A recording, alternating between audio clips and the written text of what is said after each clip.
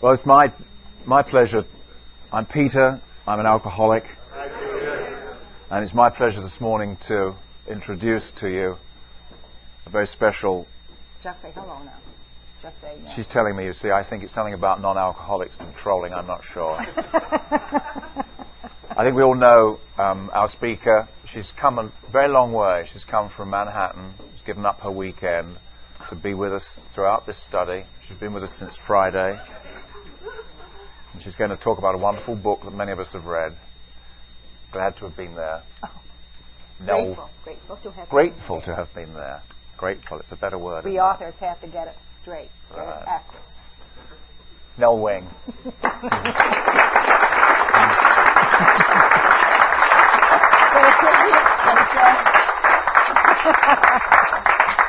Hi, everybody. I am so happy to be here. I'm at any place you are at. I am happy to be grateful to be. To misuse and reuse the word over again, but I think maybe there's one word that doesn't get become regularly. What's the word? One of my problems today meeting in this era of my life is that I'm getting very forgetful. Can't remember what I did 2 minutes ago, who I said hello to. It's really getting very bad. But anyway, I'm grateful to be here indeed. The concepts were exciting to listen to. I remember I was going over those days in 1959 when I copied and typed and retyped them. And Bill rewrote and rewrote and rewrote. And it was very exciting because he was very eager to get those concepts in order and organized. And after that, he's going to retire, which he did in 62, after the concepts were accepted at the conference in 62. Took a little while for people. Nobody wanted to read or hear about, just like in the steps and the traditions. Nobody wanted the book. Nobody wanted to hear all about that, you know. It truly was several years before anybody got interested in reading and seeing what the concepts were about, the experience. Pardon me my voice. I had a wicked fall down in San Antonio, Texas, and I fell in my throat area right onto a steel post along the riverfront, and my voice still sounds very funny. I say I always sound like Marge Simpson. Do you ever watch The Simpsons? When I'm talking like that, how are you, Homer?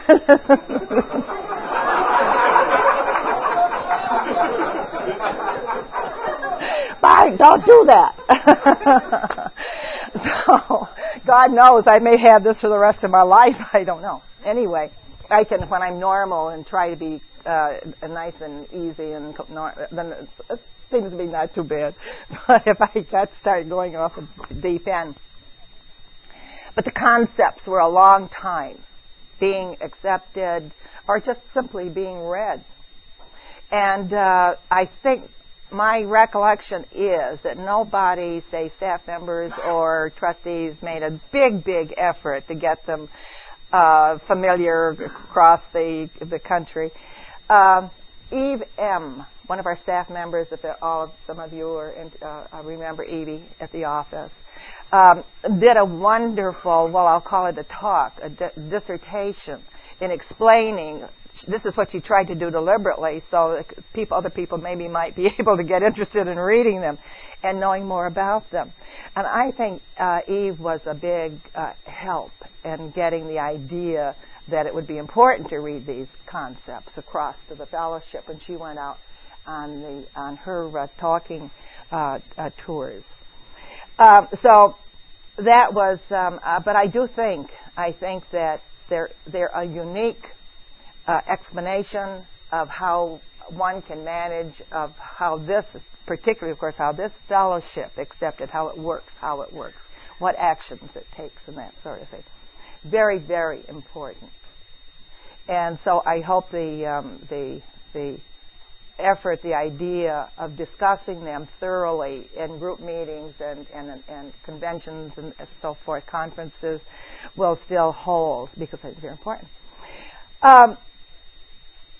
I wish these are little notes now I'm taking that I was taking this morning, comments. I wish that there would be an update of the markings because that's 13 years old. And just a minute,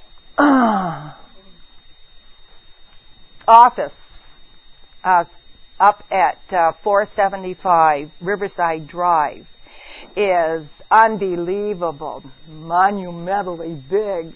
And I felt like a country bumpkin going up there for the first time. Oh, God, how do we get into this? Even the ladies' room and the little little relaxation room in it was as big as the office when I first came. Literally, you could put the whole office into that small thing.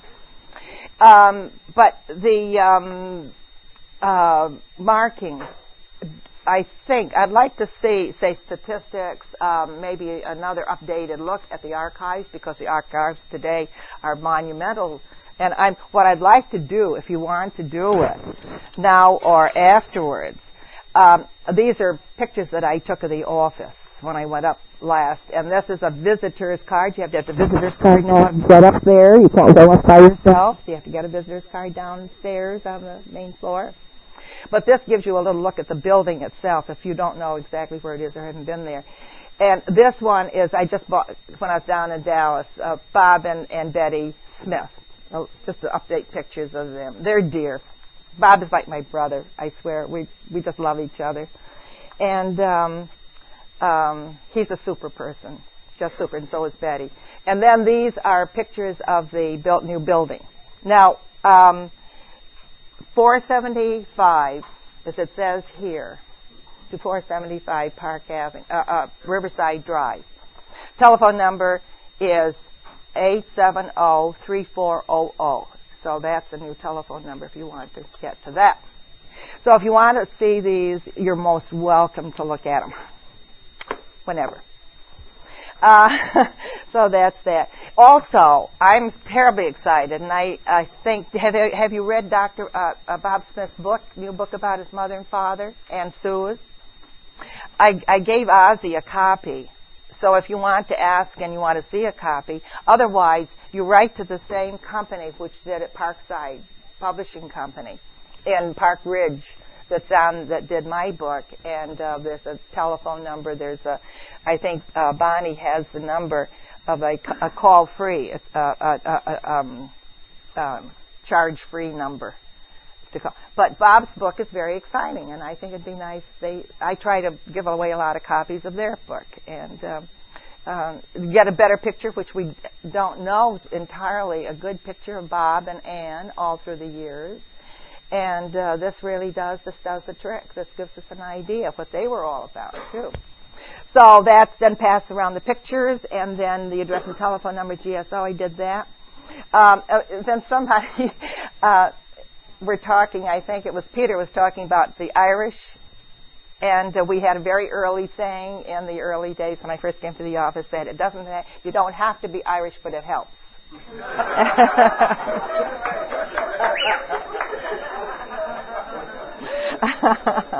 I forgot. Okay, that's that. As I said about my voice, I hope it lasts. If it doesn't, I'll do hand gestures or something like that. One of the things that I like coming up here, Joni B., my friend down over here, and I have come up many times to the, I don't know how many times, 3 or 4, maybe 3 times at least up here, and enjoyed it each time we've come up. And Ozzy has done, and the company has done such a terrific job in putting this together, renovating it, restoring it. And we didn't, the only thing is the bar isn't put in place yet. But whether it's going to be, I don't know. And the little memorabilia about where Bill was born back of the bar. But again, that's not my job to say that. But anyway, I wouldn't mind the drink, but.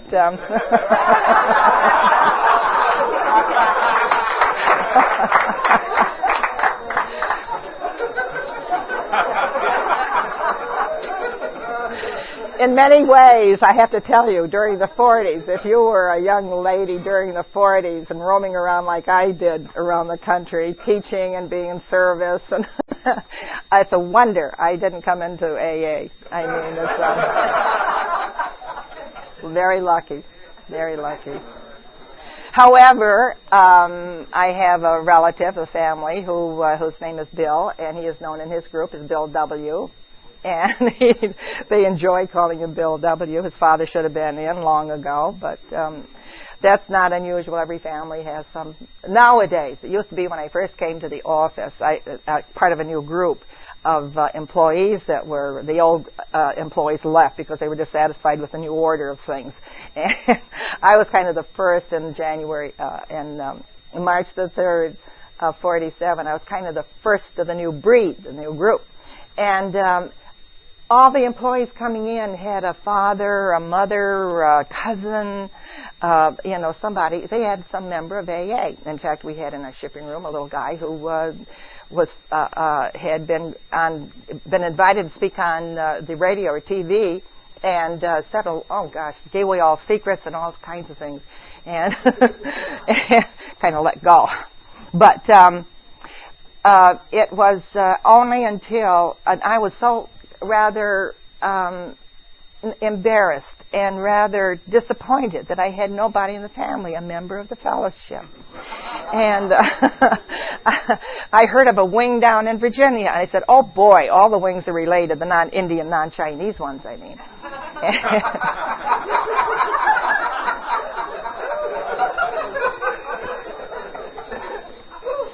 I was known in the fellowship when I worked, especially the early days, the Bill Wilson's Chinese secretary. And I didn't mind. In fact, there was a guy on our floor a good-looking Chinese guy. And I was attracted to him, too. And he told a friend of his, if I were only Chinese, he would certainly marry me right away. So the wing business is finally, as I say, my nephew and came into the fellowship, and very grateful for that. But I down in San Antonio back in September, where I had my fall, after I got out of the hospital, because I couldn't speak for a full day, which is very unusual. People wouldn't believe that at all. We went around the hill country of the San Antonio, where LBJ has his museum, a gorgeous library, museum. And my mother was from San Antonio, and I've told all about this before, I think. And we wanted, my brother and sister-in-law and I, we'd gone down because my brother was a pilot during World War II, and his squadron met once a year at some place, and this year they were meeting down in San Antonio. So after that, and after my stay in the hospital, we set out for our trip around the hill country and around the Johnson country, and places where my mother taught school and where she lived. And it was always thought, well, the hill country is a nice name, but I think of the area here as the Bill country. And I think that is where, when you come up here, the thoughts are entirely almost on Bill's, as we were hearing this weekend, on his life, his early life, what happened. It is so many things, especially as I started to say about the trips up here over the years, came up with Bill and Lois when we had what the heck was it, convention, my mind is going, up in Burlington. We came up to see that. We didn't stop here, but one of my dear friends too was Dorothy, Bill's sister, and we talked at least a long time, once a month at least on the telephone, and it was a great a sadness to hear in her later years about her loss of her memory. It isn't Alzheimer's disease, but it's simply loss of memory. I think I'm getting there too. And so I try to keep in touch with her, but she doesn't remember who I am. She doesn't know who I am. But when I've been up to see her, tried to see her in Rutland, she's up in Rutland. But she's about 94 now. and about 2 years younger than Bill. 95 maybe it is by now. I guess about 95. But Dorothy and her husband, of course, Leonard Strong, and Leonard was such a terrific person. He was a great asset to the early days as a trustee and as an advisor of the fellowship. And we owe a lot to Leonard's ideas and his support. And he left the trustees in 1955. And especially wasn't too interested in when we wanted to, because we were trying to change this ratio of the trustees, of the non-alcoholics, one, and change it to one of alcoholics. Bill worked on that for many years. Nobody much wanted to hear about that either. But Leonard was a terrific person. They lived down when I first came up, started going up to Bill and Lois's in '54. Lived in White Plains, and we often went down to see them. They were just dear. Then they moved up to another place further up in Vermont, and then to Brandon. And they lived in this marvelous house. It was huge. It was a huge, huge house. And the front part of the house, divided in two parts. And the front part was where the family lived, the adults lived. And dining room and their bedrooms and whatnot. Then you went down a little hall down to the back part. And that's where the children lived. And had their schools and where they played and everything. It was very English, kind of an English situation. It was very dear. Then they wanted to move and got rid of that and moved into Brandon Inn, which is, I don't know if you've ever been to Brandon Inn. It's a lovely, lovely hotel. And Brandon is a lovely, lovely city, town. And then they moved to it would be, that wasn't an inn, but a rooming house right next to the inn. And that is where, I think that's where Leonard died, and that's where Dorothy lived until she had finally to go to the hospital, to the nursing home nearby. But so they were superior people. Then Bill's cousin lived up the street here. Where I don't, which way is up the street? Over there. This way. I think his name was Bill, too. I remember coming up and taping him over up here one day. And I think he's long gone, too. And then Bill had a cousin, Howard, who lived, I don't know, I think Howard lived in Manchester. And that was a cousin. And he was in AA most of the time.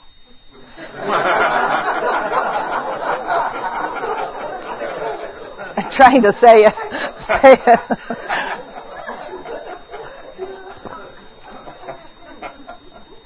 And then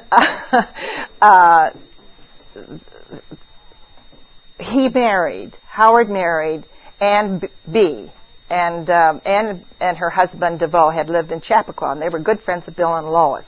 Ann helped Lois start Al-Anon. And I went up one weekend to Bill and Lois's. I'd go up the next week to my good friends, Ann and DeVoe. So I was away 7 days a week, busy 7 days a week. Never got to go to my Buddhist church even during that time. But anyway, Ann was a dear person. Then DeVoe died, and she and Howard got married for a while. And then they divorced, and Ann went out to live with her daughter in California, and that ended that. But there was a lot of memories around this area, even though I hadn't been living here or been here forever, anything like that. I remember one wonderful trip about 2 or 3 years ago with Traverse C. and an English group. Dear, dear people. Oh, they're such great fun. I came up to join them. And I had met them over in England, going over to the Bristol reunion a couple times. And they came up. Then we went down to Long Island and traveled around. But that Travers was an exceptional person. There's so many exceptional people in AA. If I had to list them all and tell them all, we'd be here for a week at least, right? Oh, golly. And so there was a lot, and I have to, pardon me for having to refer to my notes occasionally. I can't do it. I used to be able to do right off the top of my head whatnot, but I can't do it much anymore. And then, as I say, going back to coming to the office, and I think probably if you've read the book, which I know some of you have, you'll know that I came in 1947, and March the 3rd, rapped on the door at the 11th floor of 415 Lexington Avenue, which has all been torn now, and it's a great big glitzy building, as so many are in New York, gone up. In fact, practically every place where, I don't know what will happen to 478 at any time, it's still there. But every place has been changed that we've had our offices. But anyway, on Monday morning, I went to the office, having been referred by an agency, and knocked on the door. And I was greeted by a young lady, I guess she was, with a paper bag over her head. And I thought, gosh, this is what anonymity means.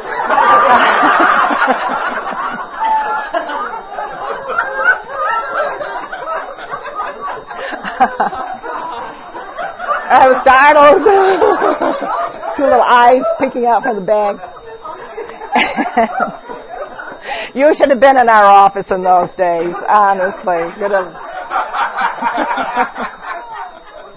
We did our own things.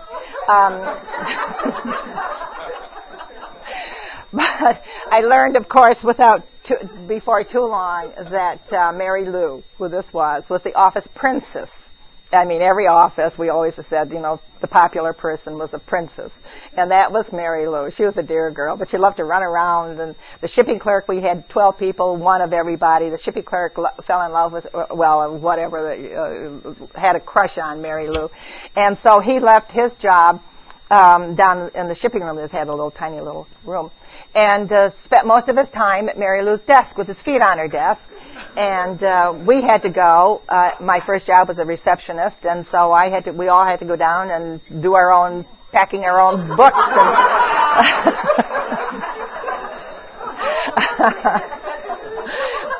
He was too busy. And it was right. You see, what happened was that Bill was traveling all over so much. He was trying to get ideas across, particularly those years when I came, he was trying to get desperately across the idea of the acceptance of the traditions. Nobody really wanted to hear about those. He wanted to get across the idea of a general service conference in those days. We even thought of changing the name of the foundation. I still call it the foundation when I think of it, because foundation had a different meaning to most people than what we wanted it, when it really did mean to the fellowship. And so there was a lot of concentration on what the new name ought to be. Alcoholics, what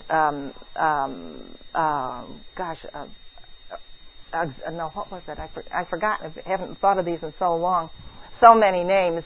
But there was a feeling that it ought not to, say something that wouldn't be, say, 3 A's. For example, most people called it, not knowing any different, always called AA, AAA. There were a lot of jokes about it, about the guy when somebody asked the guy at the bar why, if he had interested in joining AA, and he said, "Oh, AAA." He said, "I often have to be towed away from the bar to be sure." That's true. So there's a lot of, in the early grapevines, had a lot of funny things to say about the interpretation. As a matter of fact, Joe Hirschhorn, who was Bill's, who had worked with Bill had worked with Hirschhorn, who became a billionaire or something like that, having a lot of interest in mines or something in Canada, and oil wells or whatever. And they were neighbors over in Greenwich, Connecticut, and saw each other a lot. And Joe Hirschhorn was always after Bill to get back into business, and Bill said, well, yes, he would sometime when things had gotten smoothly going in the fellowship, and he would then turn to business again, and to Wall Street and traders, as they used to call them in the early days. And so he met Joe in the airport one day, and about in the early 60s, and he said, when are you going to get rid of that AAA and come to work with me? And Bill said, well, it'll be pretty soon, I think. But again, the AAA has gotten a lot of misinterpretation of it, whatnot. Speaking of, and I'm going all over the place, I know, which I usually do anyway. You know, if I had a story to tell, I could start out with, step by step by step. And now I've got 47 years or something, whatever, 45 years of being with AA, around AA, and I've got so many stories and I get it confused. But, I was talking about the people up here in the area, and one of the people that certainly is associated with this area is Ebby P, if we want to call him that. What a guy he was. His family, and you probably know a lot about him anyway, were lawyers, were judges. There was a judge who was then in Albany, New York. He was from upstate New York. And then there was another, I don't know if it was father or not, but there was a mayor of Albany, was also a member of the family. And he had a lot of, and he had gone, of course, to school in Manchester, as you know, with Bill. And so and of course, that was the occasion when he had heard about Bill's drinking and thought he could help him with the story of the Oxford Group, message of the Oxford Group, and which he did, of course. But Abby had played a very important role in this fellowship, and there's no way we can forget what his contribution was. I mean, it's another side of the coin, I know. But look, there are two sides to a coin, right? And Ebby certainly, he was one where carries our interest and our gratitude. There's just no doubt about it. But I was receptionist, as I say, for the first 7 years when I first came to the office, and Ebby would come in often, sometimes drunk, sometimes sober.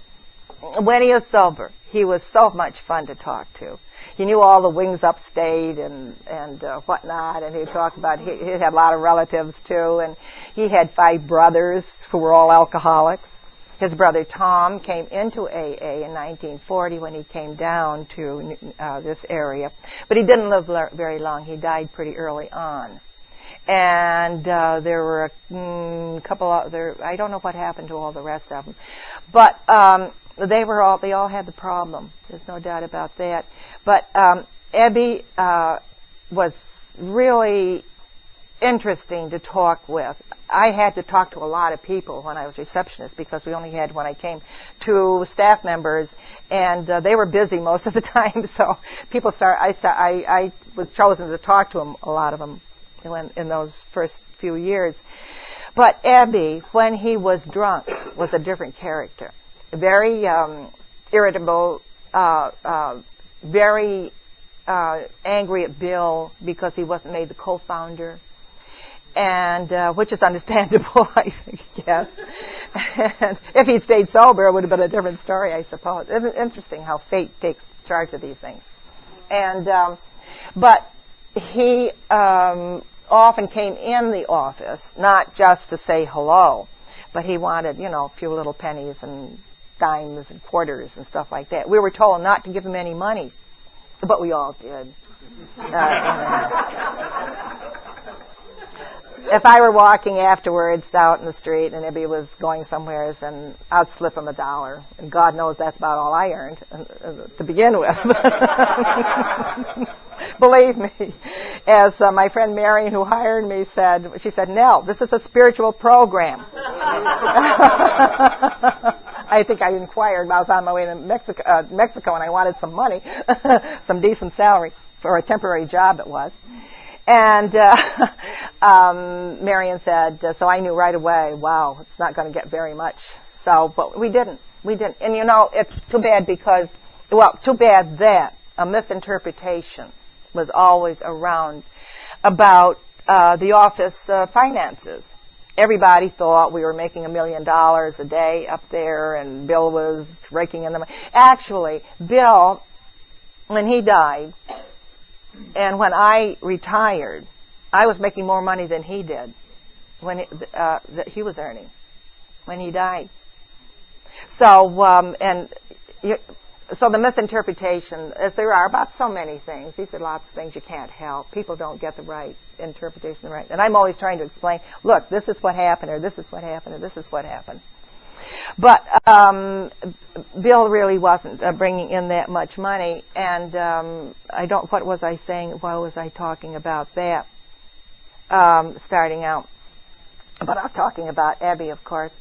And but Abby finally, after hanging around the streets of New York, he did have one member, Julie Reed, I should say Julie R. Pardon me. I'm sure hope there's no anybody here that's going to take notes or anything. Was like a sponsor. She had was a great deal of help. She was one of the first women members in the New York area. And she was very, very helpful, very caring for Abby. And so were a lot of the other people. But there came a time when one of the members in New York felt something should be done about Abby. And so it was decided to write down to Texas, San Antonio, to Icky, forgetting his last name, even the initial for the letter, and from his last name, who was one of the early members down there, and ask Icky if he would get together some people or a plan to help if we sent Abby on down. So, of course, Abby was approached, and he was, no, he didn't want to go. He was very, very feisty about it and whatnot. But he went. Put him on the plane, went down, and Icky met him, and he got a job with a car company, I think it was. They were making, this was in 54, fall of 54, that we sent him down. Or he was sent down, rather. And he had a slight slip, was in jail overnight. For Abby, that's a slight slip. And and then he met, Abby always said, if he had a girl and a job, he could stay sober.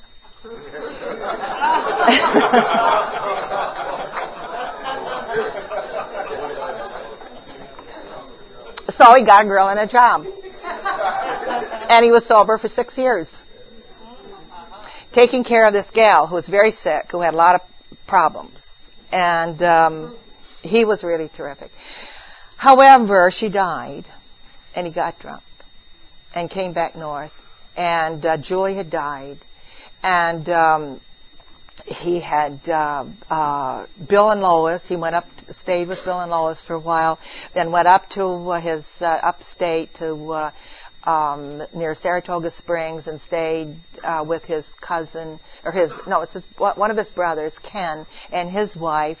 And then the emphysema started to come by 66, I guess it was, 65, 66, coming on.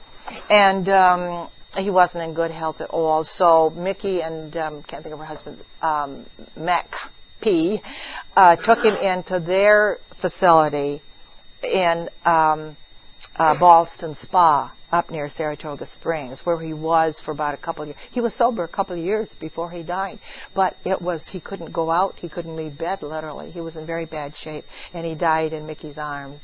And that was in 66. Interestingly enough, Abby and Dr. Tebow and Sister Ignatia all died within a week of each other in 66. One of those coincidences. Bill got to Sister Ignatia and Abby's funeral, but he couldn't get over to Dr. Tebow's. It was just too much. I mean, they were all practically all on the same day, and he couldn't make it all. But it's one of those coincidences that you get to. But Abby had quite a story and was part of our lives, literally, during those early years. And certainly during the lives of, he helped, I'm sure, his example, he put the example, what happens if you go back to drinking, you don't stay sober. I mean, he was an example of what was happening. And so he served a purpose in that respect, too. And that was the other side of the coin. But Bill was always very grateful to Ebby. Two people that he always tried to invite were to the annual banquets that the intergroup put on. Always invite Ebby. And when possible, he'd always ask Henrietta Seiberling, who didn't have too much, didn't like him too much anyway. But Bill was always very caring for everybody, whether they liked him or not. Didn't make any difference. That was part of being Bill. And so anyway, there's so many factors that just this area reminds me of when I come up. So I call it Bill Country. And thought that there is, and of course I came up many times too to do a lot of taping of the early members and the areas around here too, and Joni remembers that I think pretty well too. And in the decades of when Bill was very active, of the 45 to 55, and his own, talking about emphysema, Bill's own emphysema was coming along by the the end of the about 54, 55, and his depressions, of course, were so talking about that. He made, it's so interesting. We think of Bill as making a contribution in just one area, just in alcoholism. But he made a very effective contribution in the field of depression. And those had been going on making it very difficult for him from 45 to 55. And I've always thought it is just remarkable about what that man accomplished in that busy decade. Between 45, putting AA on its feet and trying to initiate ideas that would help it keep going and thinking of the future, trying to get that in mind so that the members would know what a road to take as time went on. Again, as I say, in the 40s, it was, people were all over the place. It was funny. Clubhouses were causing troubles. There was a lot of gambling in the clubhouses, a lot of boy-girl things going on in the clubhouses. There was, wives had to bear the burden of a lot of guilt or whatever. I know there was one instance in, I guess it was down south. I can't remember anyway where it was. But the group wrote us complaining about the wives. They in their group. It seems that they were holding their meetings in about a 3-room little house or something, at the end of which was a kitchen, and where the men met, or the group met in the middle room. The wives met on this end. Now, when it came time and the wives were through with their meeting, they would go through the men's room over to the kitchen to get to the kitchen. And the men were complaining bitterly about this. Tell those wives they have not to come through our room. And what could we do? But it was one of those things. It's one of these crazy things that was going on. Who was a member? What was the connection with other activities and other agencies? There was so much of it. It was a year when instead of bringing about unity, it often dealt with disunity. And I had so many things I wanted to include in the book, and I guess about 20 pages maybe I had explaining all this, and they cut it out. Maybe they thought I was not being too nice to the early members or something, I don't know. But the reason I wanted to explain what was happening, and as truthfully as I could, was that it was not Bill's fault or Dr. Bob's. Dr. Bob was, in Akron. Bill was going around the country trying to get his ideas accepted. And here was, the office didn't have any real good management. Bobby B. was a great, marvelous communicator. It's how thousands owe their lives to that lady. But she was no good businesswoman. And when Charlotte came as a second staff, or we call them secretaries, general secretaries in those days, she saw what was going on and said, boy, something's got to be done here. And so she invited her assistant that had worked with her in her office before, and Marion came over and became the first office manager, and she began to straighten out things, put things on a good level, and that era is when I came. At that time, Marion came in January 47, I came on the 3rd of March. And we became good friends, and then she retired a few years later, and just recently she died. And that was a very difficult thing for me to cope with, too, because we've been good friends all through those years, and she made a great contribution to that office. At the end of the 40s, they decided, because the trustees were hands-off, they were custodians, they considered themselves. They didn't want to get involved in the office and make decisions and say who should do what. And so it was very difficult. In fact, the two staffs were not invited to the trustee meetings even until much later. So it was a learning time of AA, which is to talk about it and then explain that at the end of the 40s, they got together. I said they, I don't know who was they, I guess the trustees did, a general service committee of local members who would be responsible for the overseeing of the office and keeping charge of what else was going on and straightening things out, answering questions and that sort of thing. Out of which committee came two very good general managers for the future. And so things then began to start on their feet and got going. And that's when the good things with general service. Finally, the conference was accepted idea in 51. That was started. Al-Anon was started in 51 by Lois. That era of 49, 50, and 51 was a very, very important era in the whole history of the fellowship. The accomplishment, complete turnaround, and things got going upward. That's why I wanted to show what the difference was then between what had been happening and what the turnaround was. And it's remarkable. I call AA a miracle. That's why it's a miracle. It lasted. It was wonderful. I don't know. What time is it? Oh, hell.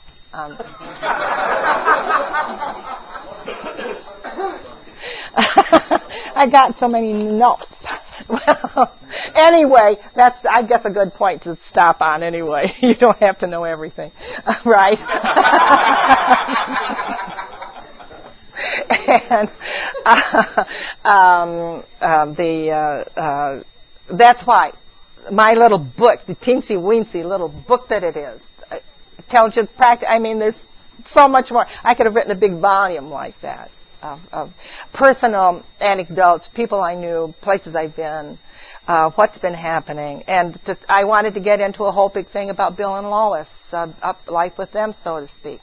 But listen, God knows what's best. Yeah. So I guess that's it. Where's Peter? All right.